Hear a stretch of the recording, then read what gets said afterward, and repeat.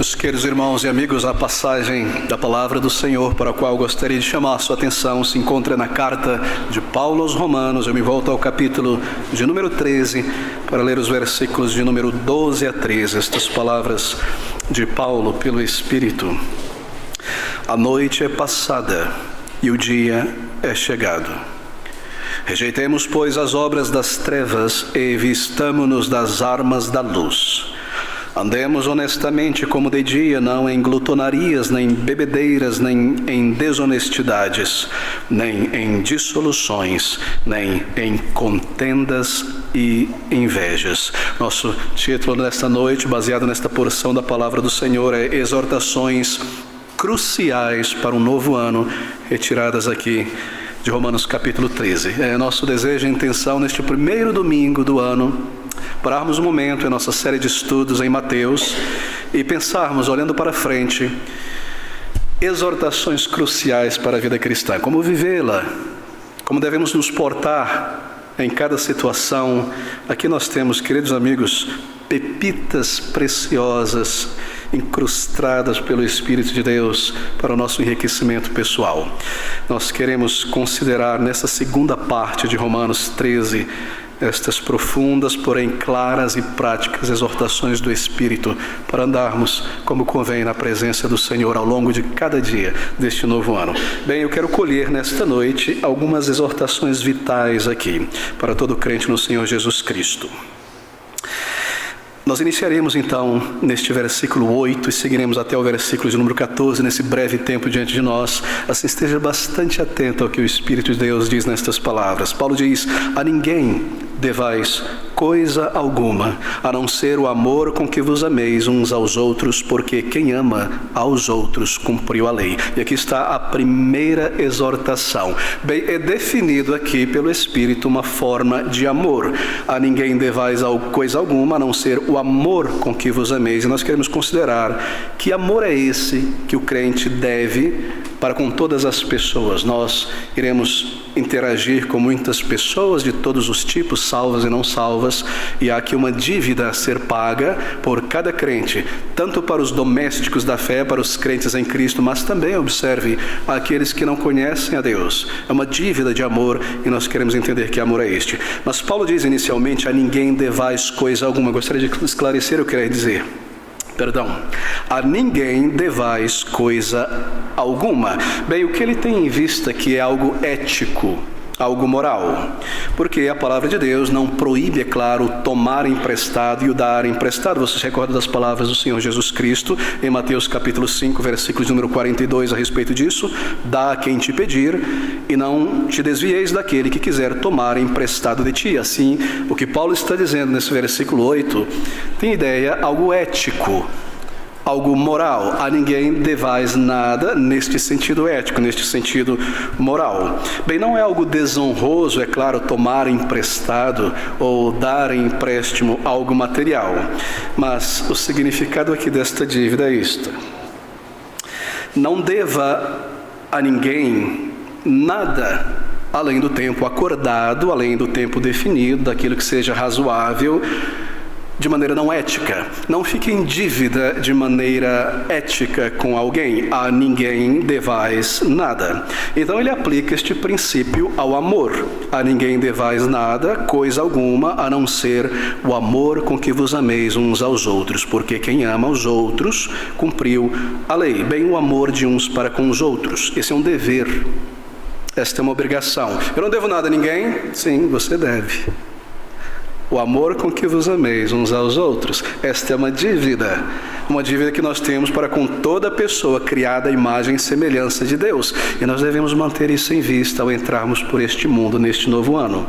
Porque quanto mais o ser humano se distancia de Deus, nós temos que tomar o cuidado como crentes e não nos tornarmos pessoas frias, desafeiçoadas, secas e distantes do ser humano, porque o nosso desejo é alcançá-los para Cristo, e há aqui diante de nós, até o final dos tempos, uma dívida de um tipo de amor bastante específico para com todas as pessoas. Bem, a única dívida por toda a vida é amar outras pessoas. Primeiro aos domésticos da fé, aos crentes em Cristo Jesus, como família em Deus. É um amor muito específico, é um amor fraternal, mas não é este o amor que está sendo dirigido aqui aos de fora. Todavia, há uma dívida de amor, diz o apóstolo Paulo. Bem, é uma lei divina. E este amor está declarado nos 10 mandamentos. E em especial a segunda tábua da lei, aqueles 6 últimos mandamentos, porque o apóstolo Paulo segue esclarecendo isso no versículo 9. Com efeito, está conectado ao versículo anterior. Não adulterarás, não matarás, não furtarás, não darás falso testemunho, não cobiçarás. E se algum outro mandamento nesta palavra se resume: amarás ao teu próximo como a ti mesmo. A ninguém devais nada, ética e moralmente, coisa alguma, a não ser este amor com que vos ameis. Bem, é uma dívida que nós temos para com cada pessoa criada à imagem e semelhança de Deus. Mas nós precisamos entender que tipo de amor é este, porque é aqui que está a confusão. Este, primeiramente, amor do versículo 8, entenda isso, não é um amor incondicional. Eu não devo um amor incondicional a todas as pessoas. Algumas pessoas dizem assim: você deve amar qualquer pessoa e toda pessoa incondicionalmente, senão este não é o amor de Deus. Mas não existe tal coisa na palavra de Deus como um amor incondicional. Toda vez que você ouve alguém dizer isso do púlpito ou em palestra, ou ler isso em algum livro, lembre-se, essa pessoa não está percebendo o que está dizendo. Ela está dizendo algo irreal, algo que não existe. Amor incondicional é o resultado da mistura da psicologia humanista com a palavra de Deus, e a criação desses termos loucos, assim por dizer, estranhos, que tem criado movimentos e comportamentos no meio cristão que são realmente contrários aos princípios de santificação da palavra de Deus. Assim, não há amor incondicional na palavra de Deus. Mas alguém pode perguntar: acaso Deus não nos ama incondicionalmente? O amor de Deus não é incondicional? Bem, isso é um contrassenso. Amor de Deus incondicional é uma falsidade, não é bíblico. É um contrassenso, é claro que é. Mas Deus não nos amou incondicionalmente? Sim, mas Ele enviou o seu Filho. A rigor, Deus ama somente o puro de coração, o justo, o que teme ao seu nome. Ele não ama incondicionalmente. Ele ama o justo, o puro e o reto. Como pode Deus então nos amar? É a pergunta, não é? Bem, porque como você sabe, Deus enviou o seu Filho bendito, o Senhor Jesus Cristo, a este mundo. E por meio da sua vida como um homem representando pecadores, uma vida perfeita, uma justiça perfeita, Ele ofereceu sua justiça, sua retidão, sua vida perfeita como nosso representante. E essa justiça da vida perfeita de Cristo é imputada a nós, e assim Cristo sofreu, morreu, pagando em nosso lugar. A nossa dívida diante de Deus é paga, o seu Espírito é enviado ao nosso coração, e assim o amor de Deus pode ser então derramado em nossos corações, derramado sobre o seu povo, mas é um amor condicional. E a condição da graça de Deus, nós chamamos da aliança da graça, a condição deste amor é que Cristo devesse vir a este mundo, sofrer e pagar no lugar de pecadores. Assim o amor de Deus não é incondicional, há uma condição clara para que Ele receba pecadores, para que Ele nos aceite, para que Ele nos ame. Cristo Jesus precisou vir a este mundo. Não, mas nós ouvimos isso com muita frequência nos púlpitos hoje. Nós somos comandados a amar as pessoas com um amor emocional, afetivo, incondicional. Não, nós não somos. Amor incondicional é uma falsidade. Você não encontrará. E quanto mais eu penso a respeito desse tema, eu chego à conclusão que esta ideia de amor incondicional está na raiz de muita bagunça na igreja do Senhor Jesus Cristo, muita irreverência e a razão de muitos problemas sérios por falta de disciplina bíblica em muitas igrejas. Amor incondicional, queridos amigos, como eu mencionei, é o resultado da mistura da psicologia com a palavra de Deus em muitos púlpitos e a criação destes termos. E pastores, veja você, hoje em dia, em todos os lugares estão usando este termo como se fosse bíblico. Este amor de Romanos capítulo 13, versículo 8, não é um amor afetivo ou emocional incondicional. Obviamente que não, porque nós não somos comandados pela palavra de Deus a amar todas as pessoas com um amor sentimental, com um amor afetivo. Por exemplo, alguém continuamente causa dano a uma outra pessoa ou a você. Alguém continuamente ofende uma outra pessoa ou por falta de consideração e egoísmo traz grande prejuízo regular e contínuo a outra pessoa. Eu não devo ter um amor efetivo, ou melhor, afetivo, sentimental, continuamente fluindo para com esta pessoa o tempo todo. É claro que não. Como alguns dizem, de outra maneira eu não estou amando. Se eu fizer isso, eu estou tendo afeição, na verdade, amor pelo mal, pelo erro, pelo pecado. Eu serei convincente, estarei concordando e abraçando o erro e o mal. Assim, esse não é o ensino da palavra de Deus. De maneira que como você pode, penso eu aqui, como um pregador, pegar um texto da palavra de Deus sobre amor e defini-lo de tal maneira que você contradiz todo o ensino da palavra de Deus sobre santidade, sobre odiar o mal, sobre se afastar do pecado, sobre se afastar do erro. Assim, lembre-se disso. Esse não é o ensino da palavra de Deus. Um outro exemplo claro, comum em muitas igrejas. Ali está um querido irmão em Cristo, e este irmão se afasta do Senhor, esta irmã se afasta do Senhor, e se afasta do sentimento da unidade da fé e começa a militar contra a unidade da fé. E não se guarda no amor de Cristo, e começa a pagar o mal com o mal, e não buscar o bem dos outros, e deixa de lado, despreza a orientação de Cristo de lidar com problemas, com pecados entre irmão, entre você e teu irmão, duas testemunhas trazer à igreja, coisas dessa natureza, e começa a lançar lama na igreja, causar divisão na igreja e plantar semente de discórdia na igreja. Estou falando sobre coisas atuais, não é? Em muitas congregações, em nossa também. Como eu posso continuar? Que tipo de amor eu posso ter por esta pessoa que milita contra o corpo de Cristo? O corpo de Cristo, a igreja, queridos amigos, não é uma confissão de fé, não é um papel. A igreja é um corpo, ela não pode ser cortada, ferida, decepada.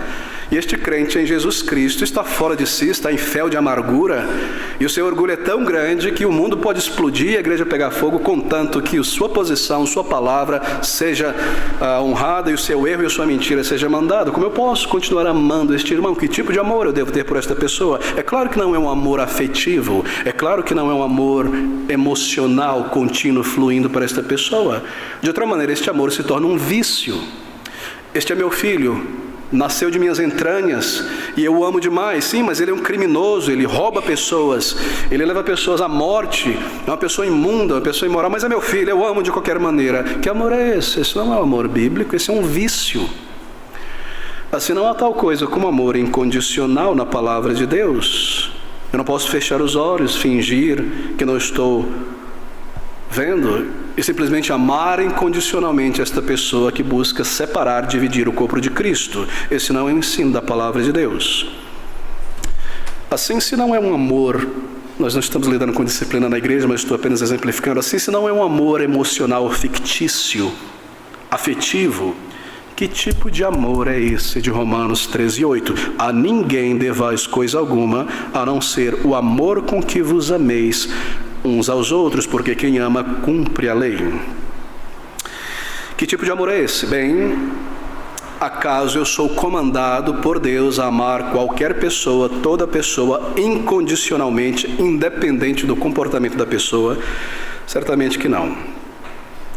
A palavra de Deus, lembre disso mesmo, comanda em alguns momentos a não amar a mim mesmo. E eu tocarei nisso em alguns momentos. Assim, não é uma questão de gostar de alguém este amor. Não é uma questão de gostar e ter afeição emocional pela pessoa. Se eu não tenho, eu não estou amando. É algo diferente, queridos irmãos. É um outro tipo de amor. Mesmo quando corretamente, legitimamente, você não gosta do comportamento inapropriado desta pessoa, este tipo de amor do versículo 8 deve estar presente ali, mesmo que na forma de compaixão ou de misericórdia. E aqui nós começamos a ter luz a respeito desse tipo de amor. Bem, há formas de amor na palavra de Deus, e são exemplificados na sequência no versículo 9. Com efeito, observe como está conectado com o versículo 8. Esta palavra com efeito ilustra este tipo de amor do versículo de número 8. E aqui ele apresenta a segunda parte dos 10 mandamentos, os 6 últimos mandamentos, em referência ao meu dever para com o próximo. Com efeito, não adulterarás, não matarás, não furtarás, não darás falso testemunho, não cobiçarás. E nós temos o restante dos mandamentos, mas são resumidos aqui. Se há outro mandamento nesta palavra, se resume: amarás ao teu próximo como a ti mesmo. Se há algum outro mandamento nessa segunda tábua da lei, se resume nesta palavra. Esta é a essência deste mandamento. Bem, o que ele quer dizer aqui? Ele está exemplificando este amor do versículo de número 8. Por exemplo, honra teu pai e tua mãe. Você sabe que pai e mãe aqui é apenas o representante, o cabeça de uma família de pais e mães, não é? Honrar teu pai e tua mãe tem, primeiramente, o teu pai biológico, aquele que te criou, claro, essa é a ponta do iceberg, está na frente, o cabeça de uma família, mas há muitos pais que nós devemos honrar. Todas aquelas pessoas que possuem ou recebem uma autoridade legítima sobre nós devem ser honradas. Os governos, como nós lemos nos versículos anteriores, nossos professores e mestres, as autoridades, a polícia, todos aqueles que exercem uma autoridade como pais, como tutores, como protetores, como guias, devem receber esta honra, este tipo de amor. Assim, este é um exemplo que Paulo dá.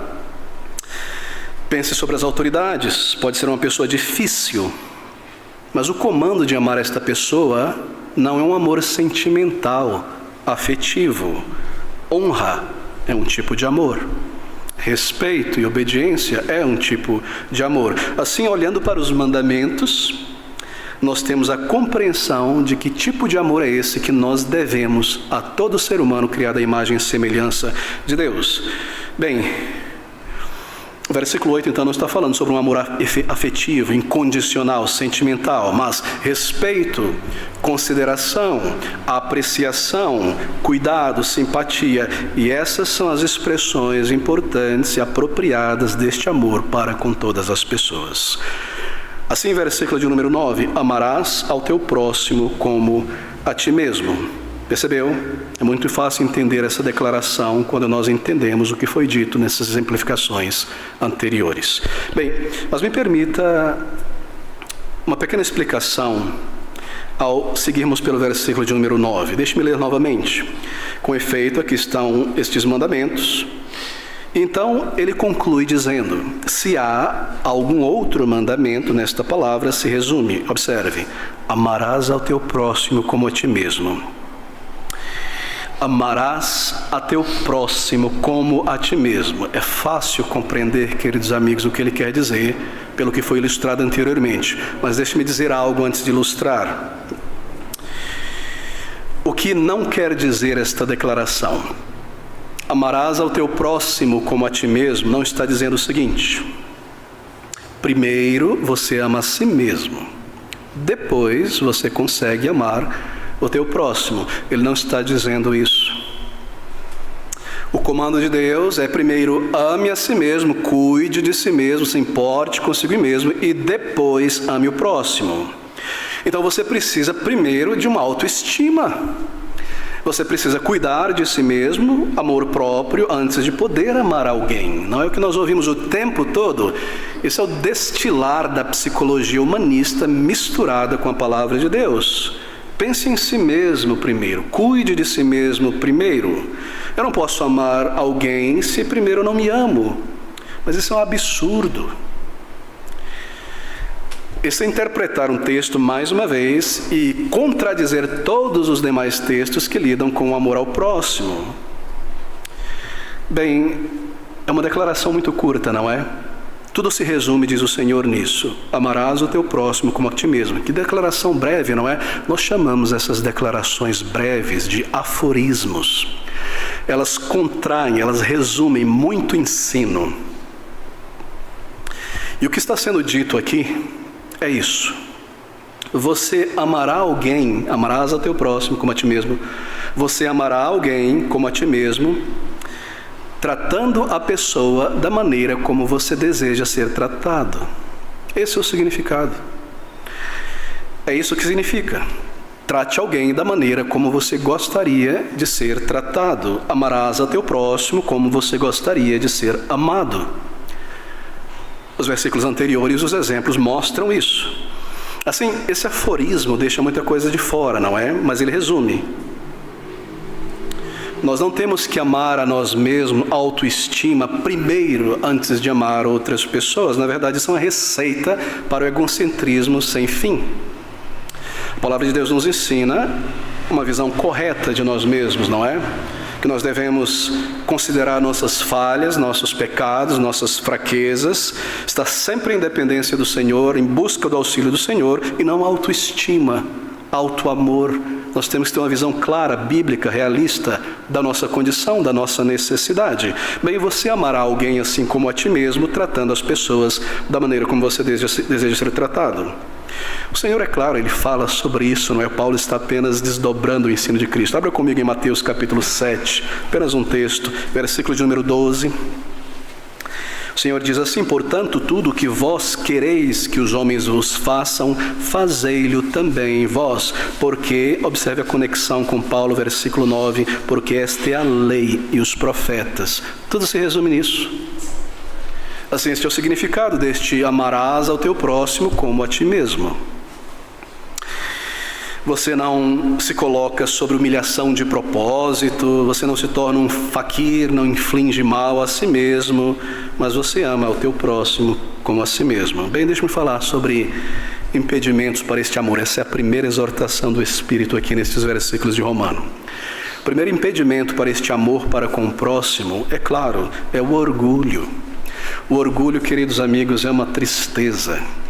O orgulho é o câncer em todos os relacionamentos. Você começa a analisar uma briga, uma dificuldade, uma contradição, uma faísca se levanta num relacionamento, você começa a arranhar a superfície, logo você vê a razão, é o orgulho. Quão absurdo é o orgulho.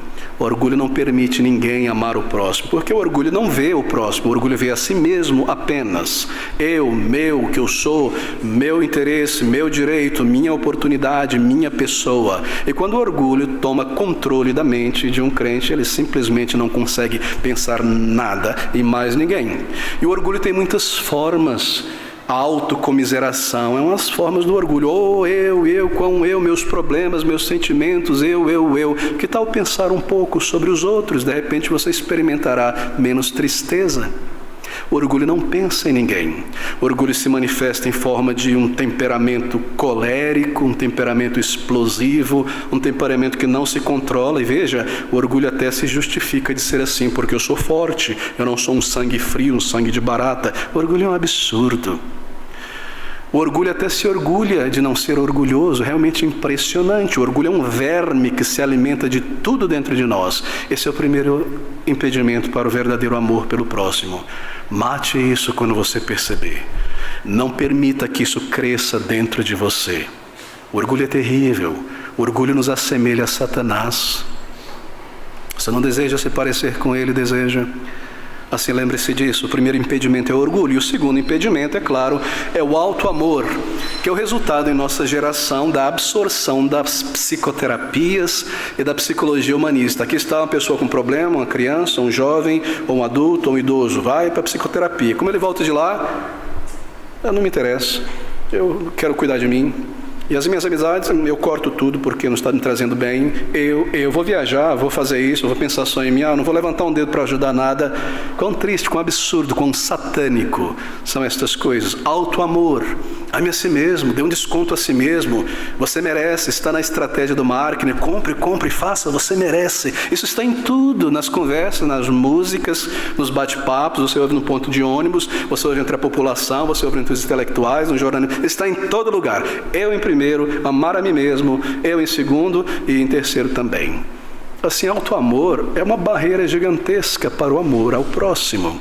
E como crentes em Jesus, nós devemos estar aptos a identificar estas coisas e nos livrar destas coisas. Queridos irmãos, não permita isso. Coloque os outros Pense no reino de Deus, pense menos em si mesmo. E é claro, pense então nos outros. E em terceiro lugar, eu penso que é muito sutil, mas é algo que nos aflige, em particular a nossa cultura brasileira. Um grande impedimento para o amor ao próximo é a falta de consideração. E por falta de consideração, eu quero dizer exatamente isso. A falta de parar e considerar as coisas em volta. O que está acontecendo aqui? Eu posso me comportar dessa maneira? Eu deixei de cumprir meu dever? O que eu irei fazer agora irá afetar outras pessoas? Falta de considerar o que está acontecendo. Quantos atritos entre irmãos, entre famílias, por falta de consideração? Essa é a natureza humana carnal, não é? E você vê isso muito, sobretudo no Natal, no final de ano. E as famílias se reúnem. E parece que depois de algum pouco de tempo, regado por um pouquinho de álcool, muita comida, começam os atritos e as dificuldades, e as acusações, e as brigas, e as rixas, e falta de consideração em pensar o que está acontecendo ali. É um grande tropeço para muita coisa. Quão triste quando isso entra no meio do povo de Deus. E as pessoas andam na casa de Deus sem saber que é uma maneira certa de andar na casa de Deus, que a coluna e o baluarte da verdade, de uma maneira errada. E não consideram os seus deveres ou a dívida do amor fraternal. Meu irmão, considere. Não permita que este aspecto da nossa cultura nos domine. A nossa cultura é cristã. Nossa cultura não é inglesa, japonesa, Yanomami, é cristã. Há coisas maravilhosas em cada cultura. Mas a cultura é um caldeirão de tristezas, de orgulho, de soberba, e nós queremos nos livrar mais e mais destas coisas, porque nós somos cidadãos da Nova Jerusalém e temos a mente de Cristo. Assim, deixe de lado aquelas coisas que você aprendeu na infância, ou traz de um pai ou de uma mãe que tem esta ou aquela característica. Nunca justifique o pecado baseado numa característica carnal. Oh, eu sou uma pessoa assim mesmo, eu sou temperamental, eu sou curto. Sim, mas você não deve justificar o pecado baseado na sua velha natureza. Porque você é uma nova criatura, não é? Como você pode dizer, essa é a minha personalidade, eu nasci assim, meu pai é assim, minha mãe, eu herdei isso, aquilo. Lance fora. Não há possibilidade de amor para com os irmãos, nem com qualquer ninguém. Um ambiente ácido como este, não é? Esta flor delicada, estes frutos do amor não nascem neste ambiente. Mas deixe-me falar sobre incentivos, não quero permanecer em um tom negativo. Incentivos para o amor. Considere as tuas bênçãos. Considere as tuas misericórdias. Quão importante e necessário fazer isso diariamente. Eu cheguei até aqui, foi a graça de Deus. O Senhor me trouxe através de todos esses anos, em tantas situações, quanta misericórdia do Senhor. E aqueles pecados que eu cometi, se eu fosse o Senhor, eu mesmo teria lançado um relâmpago do céu sobre minha cabeça. E o Senhor foi paciente. E além disso me ajudou. Quantas misericórdias! O Senhor me comanda a realizar seu serviço e ainda me dá graça, força, o fruto, e ainda me galardoa por isso. Que amor tão grande, que Senhor tão maravilhoso eu sirvo. Considere as misericórdias, considere estas bênçãos. Pense também sobre as tuas falhas. Eu penso que isso ajuda todo mundo a realizar este exercício continuamente. Aqui estou eu convivendo com outras pessoas, e naturalmente nós fazemos coisas às vezes patéticas, ou comentários absurdos, ou falta de considerações gritantes. Mas antes de explodir e antes de sair por aí apontando e falando, pare e pense sobre as suas próprias falhas. Esse é um exercício maravilhoso. Você não vai encontrar isso num divã, não. Só na palavra de Deus. E diga a si mesmo, essa pessoa fez isso, que pessoa ridícula. Peraí. Eu já fiz coisa mais ridícula do que isso. E eu já falei mais feio do que isso. Eu já fui mais seco, mais duro e mais falta de consideração do que esta pessoa. Pense sobre as suas falhas. Se você se treina em tua mente a detestar alguém, a desprezar alguém ou a reduzir alguém, você está treinando a si mesmo a isso. Assim, evite a todo custo em tua mente pensar sobre outras pessoas desta maneira. Reconheça as tuas próprias falhas. E diga, quantas vezes eu já fiz isso aqui? É que a minha memória é curta, mas eu vou me recordar destas coisas. Isso nos ajuda tremendamente ao amor por outras pessoas. Bem, isso vai te salvar? te trazer ao céu? É claro que não. Você não é salvo por méritos ou por exercícios dessa natureza. Essa é uma dívida, esse é o fruto da obra do Espírito na vida de uma pessoa. É uma dívida chamada amor, amor fraternal, amor também por todos os homens.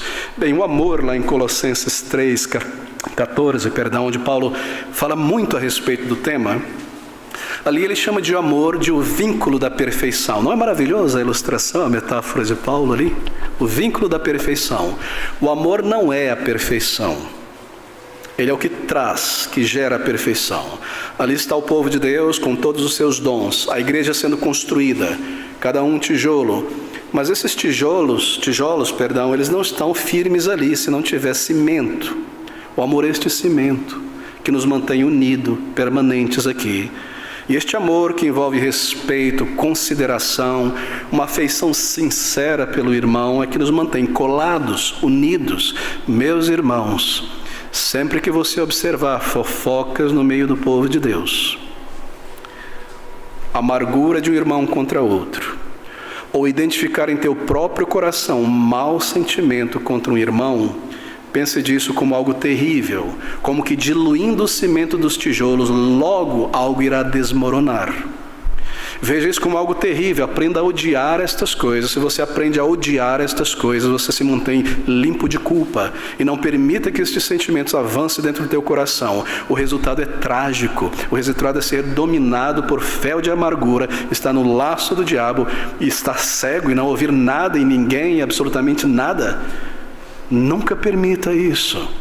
Mantenha-se limpo desta culpa em teu coração. O amor é esta cola. Se eu derreto a cola, as coisas se soltam. É o laço, é o vínculo que mantém a perfeição dos dons do povo de Deus servindo ao Senhor, um templo para a habitação de Deus. Assim mantenha a cola firme.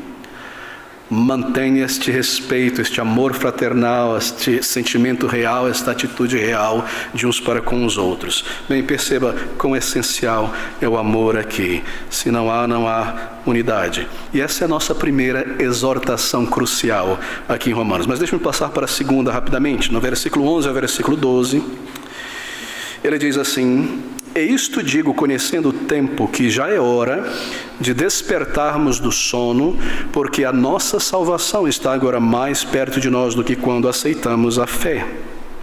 A noite é passada e o dia é chegado. Rejeitemos, pois, as obras das trevas e vistamo-nos das armas da luz." Bem, ele está dizendo que é hora alta, é altas horas.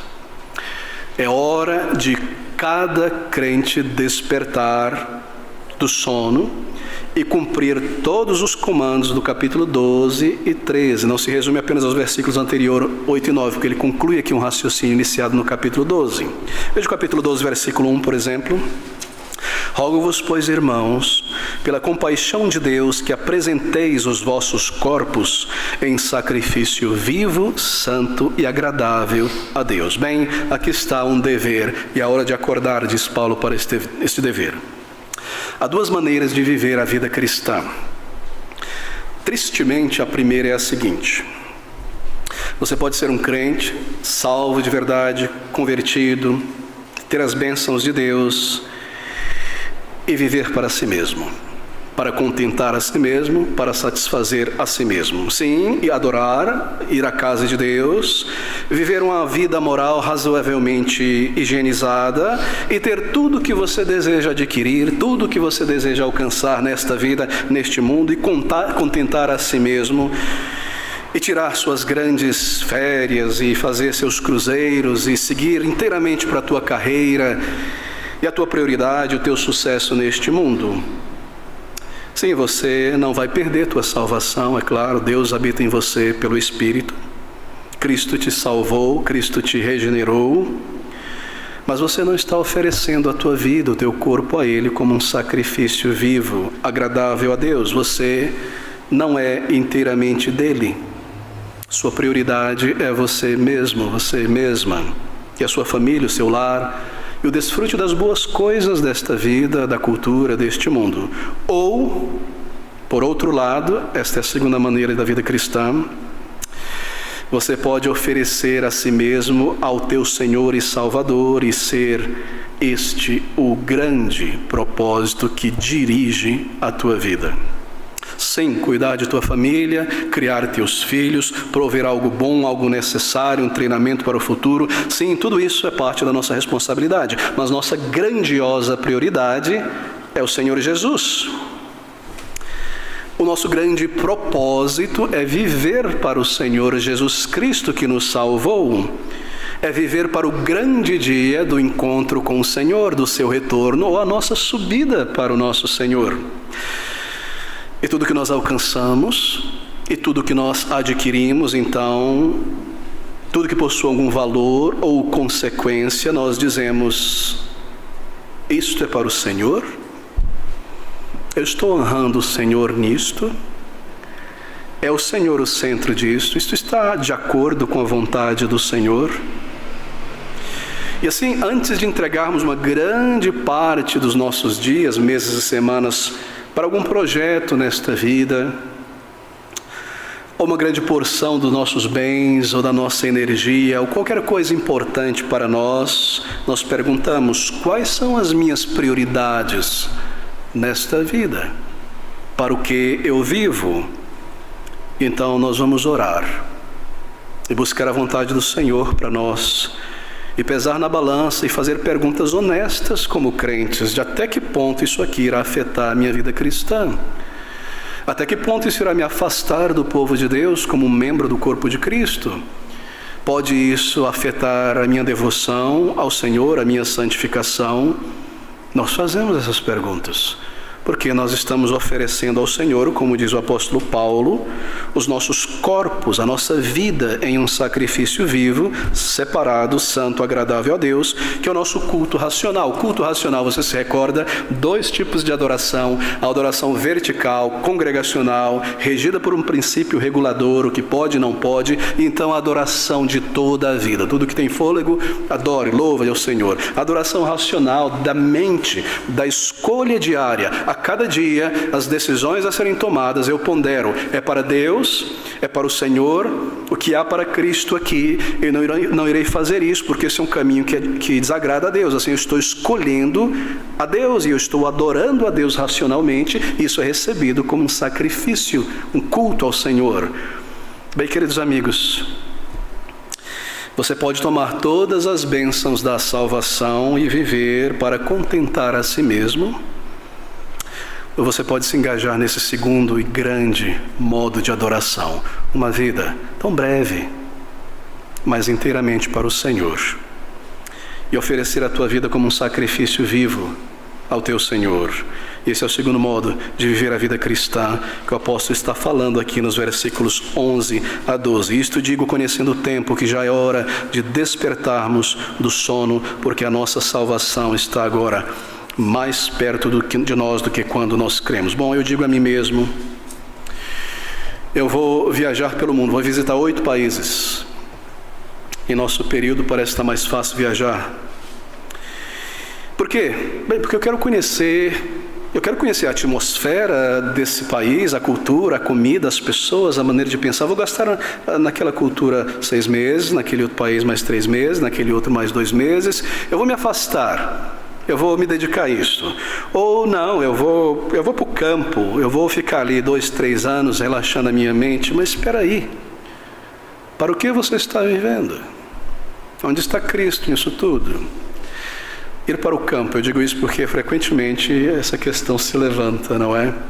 Ah, pastor, estou cansado de São Paulo, eu vou para o verde, eu vou para o interior. E as pessoas pensam que nós gostamos da poluição de São Paulo, da violência, da desordem, do caos, da bagunça, da enchente. Por isso que nós estamos aqui. Elas gostam do verde, então elas têm que... Eu gosto do verde, você gosta de São Paulo, você fica aí e eu vou para lá. Mas o que é isso? Você está vivendo para quê? Para quem? Despertar, diz o Senhor. Porque a nossa salvação agora está mais próximo do que quando nós cremos, sim, em muitos sentidos. Primeiro, porque nós estamos mais próximos de partir, é claro, quanto mais o tempo passa, mais a vida se vai da nossa mão, e logo nós estaremos com o Senhor. E o Senhor retorna muito em breve, ou Ele retorna, ou nós subimos para estar com Ele, nosso tempo se acaba. Para o que nós viveremos, queridos amigos? Este segundo tipo de vida cristã, eu tomo as bênçãos de Deus e eu vivo para mim mesmo, e o reino de Deus é um acessório que eu visto de vez em quando. Perguntas devem ser feitas: ou você não é um crente em Jesus regenerado, que tem a mente de Cristo, ou você não tem compreendido o que é a verdadeira vida cristã. Assim, perguntas devem ser levantadas. Se você é esse tipo de cristão que eu mencionei, salvo, e toma as bênçãos de Deus para viver para si, bem, então essas são palavras para você, eu devo dizer, não quero ofender absolutamente ninguém aqui. Viva para o Senhor, considere as almas das pessoas. Sempre tenho a oportunidade de conversar com pastores mais antigos do que eu, 30, 40 anos mais velhos, e eu sempre faço a mesma pergunta, entre outras: como era a igreja há 40 anos atrás? Isto é, como era a mente do crente, do povo de Deus? E a resposta, 99% das vezes, era um povo mais consagrado. E havia muita pregação sobre consagração, e as pessoas se dedicavam a Cristo, e havia evangelismo, e as pessoas viviam de maneira mais simples. O que aconteceu foi isso: a nossa sociedade se tornou mais afluente, e os confortos e as possibilidades aumentaram demasiadamente, e nós somos levados por enxurrada nesta geração para uma vida para o aqui e para o agora. A diferença é muito grande, eles dizem, e é claro que é, mas não pode ser, queridos. Não pode ser, tendo em vista que o Senhor Jesus está voltando, e tendo em vista que a jornada é muito curta para servir ao Senhor. Pense sobre isso. A morte virá e ela terá selado toda a nossa obra para Cristo. Não haverá como fazer mais nada aqui. E eu entrarei na presença do Senhor com o que eu fiz aqui para o Senhor. Pense sobre isso. Assim, desperte, é alta hora de despertar. Veja o mundo em volta. Veja o sinal dos tempos. Veja a decadência moral. Veja a ebulição na natureza, as guerras, os sinais apontando. É muito próximo, muito próximo o retorno de Cristo. É hora de acordarmos. É hora de despertarmos para viver para o Senhor. O novo ano se abrindo. Como será? Como o ano anterior? Meu projeto, minha carreira, meu lazer, meu bem, ou Cristo e o seu reino? Como nós chegaremos ao final das próximas semanas e dos próximos meses? Aqui está essa segunda exortação. E ele completa dizendo no versículo 12, é muito interessante: a noite é passada e o dia é chegado, rejeitemos, pois, as obras das trevas e vistamo-nos das armas da luz. Não é interessante? É interessante sim, porque veja, a metáfora parece contraditória. Ele fala sobre luz, ele fala sobre trevas, ele fala sobre armas da luz. A noite é passada e o dia é chegado. Então você crê que ele usará a seguinte metáfora: vistamo-nos então de roupas festivas. A noite ficou para trás. A hora de usar a armadura ficou para trás. A noite acabou, o combate acabou, as trevas acabou. É hora de vestir as roupas da boda, roupas festivas. Mas não, a noite ficou para trás. Revestamos-nos de armas da luz. É claro, a noite da nossa ignorância, a noite do vá com a multidão, a noite de mortos espirituais. E agora nós estamos acordados, e agora nós entendemos que este mundo não é um playground, que este mundo é um lugar de combate. Eu não posso andar casualmente pela vida, eu não posso andar como se fosse um jardim, um lugar de tranquilidades. Eu devo me vestir com as armas da luz, como quem anda desperto, acordado. Eu não posso abaixar a cabeça por meses e meses e meses, esquecer quem eu sou em Cristo, e esquecer as exigências de Deus e o tempo em que eu estou vivendo. É hora de revestirmos dessa armadura. Então no versículo 13 ele segue e diz algo muito interessante: andemos honestamente como de dia. Não é interessante? É uma figura. Paulo está cheio de figuras, de metáforas. Ele usa esta figura de andar em outras passagens. Bem, quando Paulo ele deseja falar sobre a vida cristã, o serviço a Cristo em termos de sacrifício, urgência e esforço, ele usa a metáfora do correr, corramos. Ele usa a ilustração de uma corrida. Mas quando ele deseja enfatizar outros aspectos, da vida cristã, ele usa o termo, a metáfora do andar, que traz a ideia de continuidade, de permanência, de regularidade, de resiliência. Isso é andar. Bem, até que ponto a vida cristã é semelhante a uma caminhada, a andar, literalmente? Esse é um desafio, uma exortação que nos desafia, na verdade. Bem, andar é uma atividade estável. Andar sugere continuidade, consistência, algo habitual, algo contínuo. Você segue em frente andando, um passo a ser mantido contínuo. Havia muito de andar na antiguidade, antes do período dos carros e transportes públicos. Você anda com um passo firme porque você quer chegar em um determinado lugar. Você mantém o trajeto, você não pode se desviar, você tem um objetivo. Você não pode agir como as crianças, está andando com a criança, vamos fazer uma caminhada? Vamos. No meio do caminho, estou cansado, tem suco. Vamos ver esse negócio, uma flor aqui, distrai, vai para lá e vai para cá. Não, você não pode fazer isso. Adultos andam. E adultos mantêm o passo. Mas, quando crentes em Jesus perdem certeza de sua salvação, e tem muitas dúvidas se nasceram de novo ou não, me refiro a pessoas regeneradas, elas demonstram que não aprenderam o gênio da caminhada cristã. Por exemplo, caminhada cristã, eu devo manter o meu devocional com o Senhor regularmente. Eu devo manter a minha adoração regularmente ao Senhor. Então a sua vida espiritual mantém o vigor regular.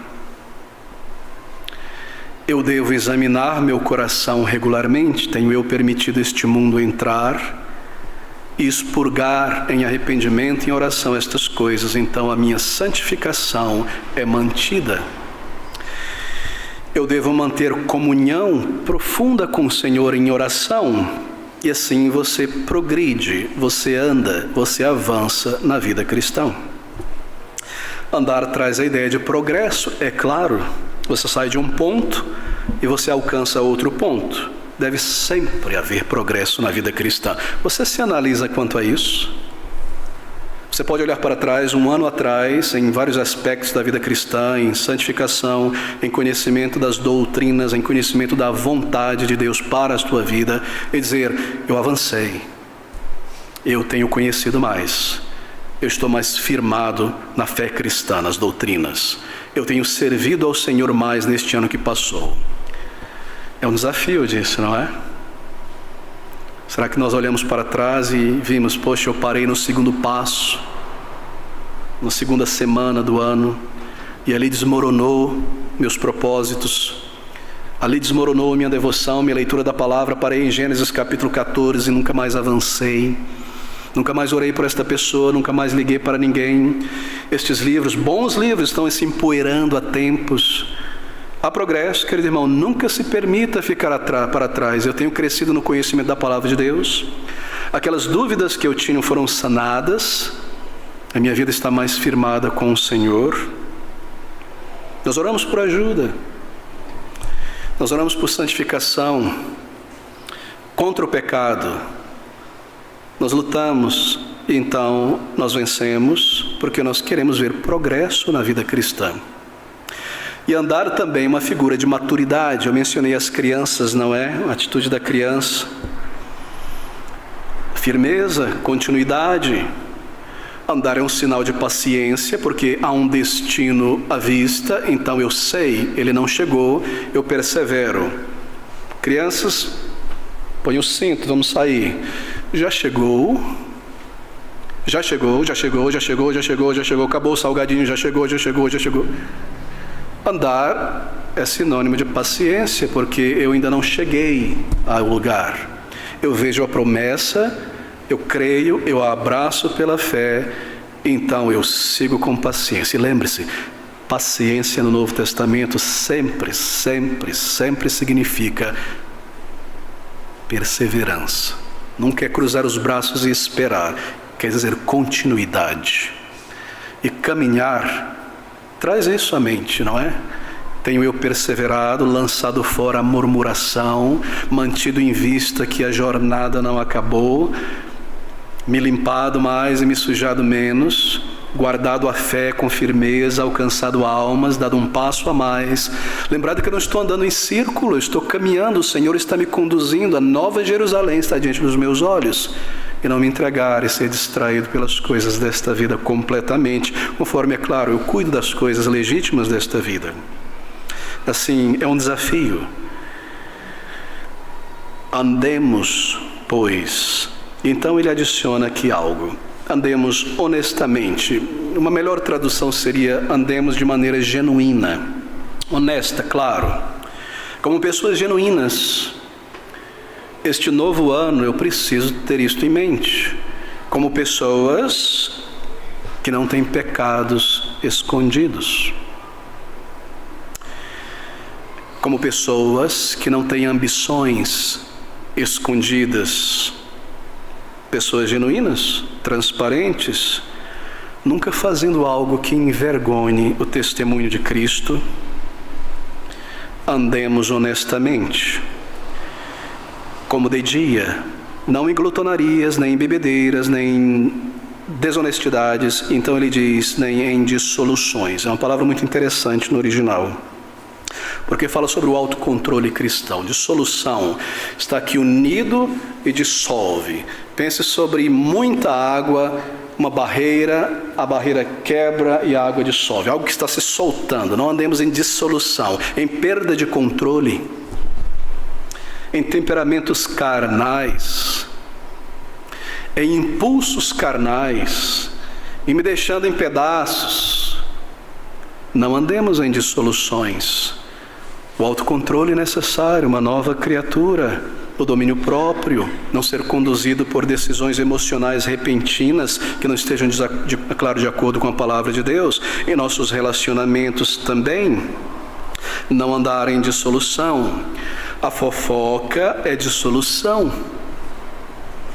A maledicência é dissolução da ordem. E eu estou trazendo tudo à desordem. Pensa sobre um exército em um ranking bem organizado.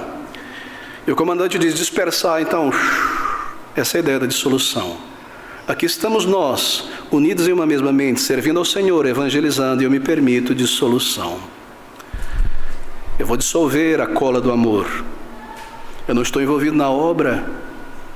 Eu estou me entregando a um mau temperamento. Não. Andando honestamente. Não em dissoluções, nem em contendas, nem em invejas. Bem, essa é a terceira exortação, queridos irmãos. Um novo ano, está aqui o nosso comportamento. Mas deixe-me considerar a penúltima exortação no versículo de número 14. Mas, ou ao contrário do que foi dito anteriormente, revesti-vos do Senhor Jesus Cristo e não tenhais cuidado da carne em suas concupiscências. Bem, eu penso que nós não nos revestimos de Cristo o suficiente. É importante pararmos aqui. Aqui estou eu, um novo dia de trabalho raia, e eu me levanto para o dia. E nós começamos os nossos afazeres em casa, no trabalho, nos estudos, muitas vezes, na maioria das vezes, no piloto automático. E realizamos os nossos deveres e vamos em frente conforme as coisas caem sobre nós vamos enfrentando e realizando, mas muito no piloto automático espiritual. Mas o que nós devíamos estar fazendo como crentes, de acordo com esta exortação, é nos revestirmos de Cristo. Primeiro, nos revestirmos de Cristo e nos dedicarmos a Ele. Como assim? Bem, faz toda a diferença, na verdade. Eu desperto e eu selo em minha consciência, eu sou de Cristo nesse mundo. Eu pertenço a Ele. Eu estou aqui para agradá-lo, para honrá-lo. E se nós fazemos isso de maneira consciente todos os dias, isso faz uma tremenda diferença na vida diária. E nós não saímos no piloto automático. Eu estou indo para a vida e eu me vejo como um representante de Cristo neste mundo. Eu sou de Cristo. Me levantei, tomei meu banho, coloquei minha roupa, vou para o ponto de onde está frio, o trabalho tem que chegar. Eu sou de Cristo. Eu trago isso. Isso é revestir-se de Cristo. Eu pertenço a Ele. Eu estou aqui para Ele, por Ele. Eu me revisto de Cristo. Revestidos ou revestivos do Senhor, assim como você veste uma roupa, assim como você se prepara fisicamente em sua roupa para o dia. Você se recorda, eu sou de Cristo.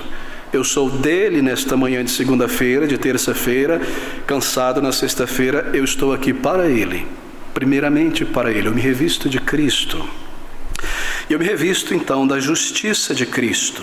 Lembre-se, todos nós estamos como crentes, vestidos, assim por dizer, na justiça de um outro.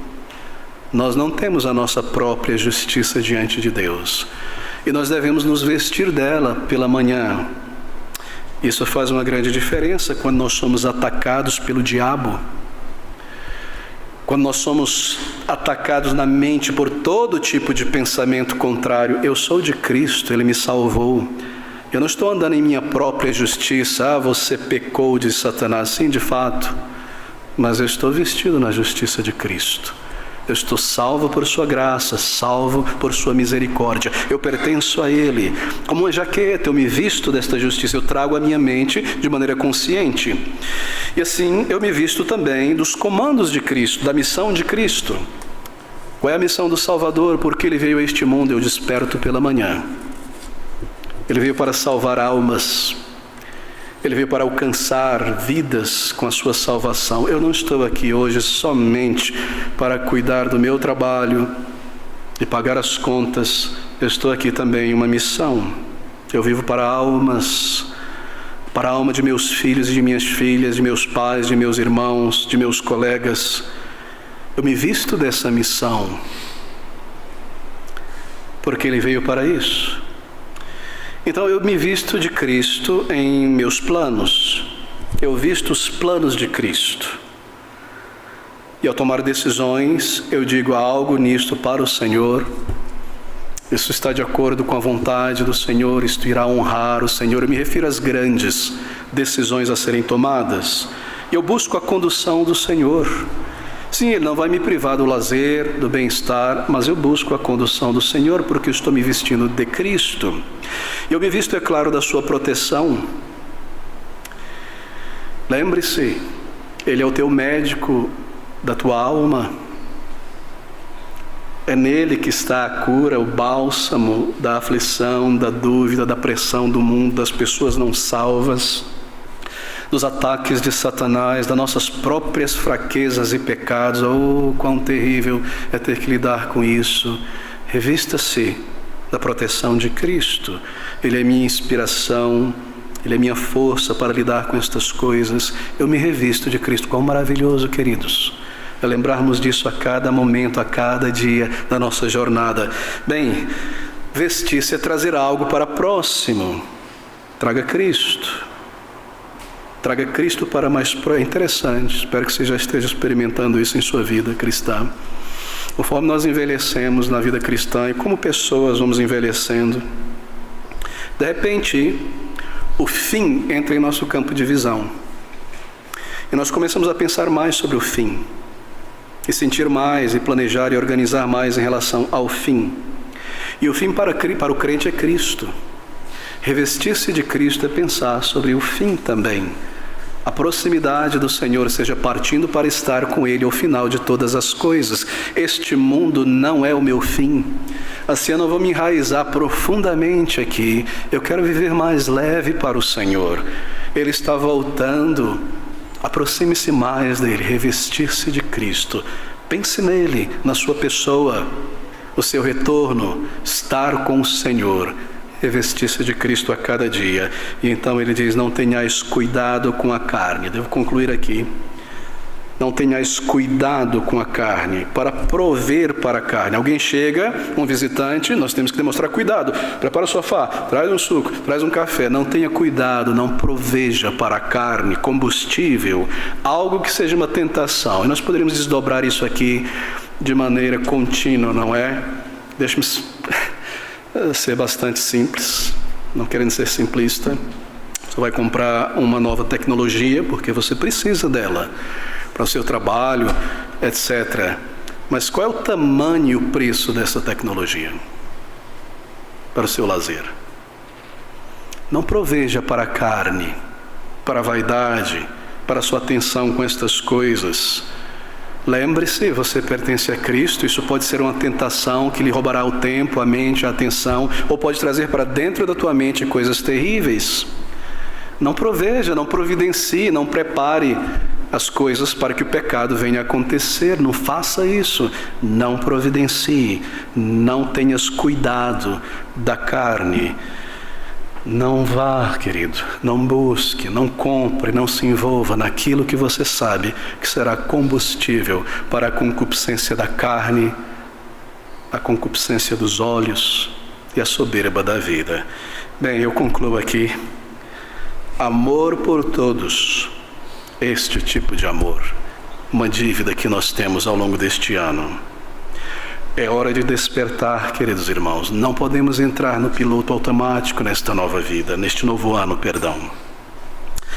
Nós devemos andar, regularidade, continuidade, e atravessar este ano na presença do Senhor, servindo ao Senhor, e vermos avanço na obra, na vida, no caráter, na comunhão com o Senhor, revestir-se de Cristo e não prover para a carne. Que o Senhor aplique isso ao nosso coração, mantenha em nossa consciência, nos ajude, e se nós clamarmos a Ele por ajuda e nos submetermos a Ele, Ele nos ajudará, e a nossa vida será diferente nesse novo ano. Será para Cristo, para a glória de Cristo, uma vida frutífera, uma vida cheia de gozo e alegria na verdadeira fé dos eleitos de Deus.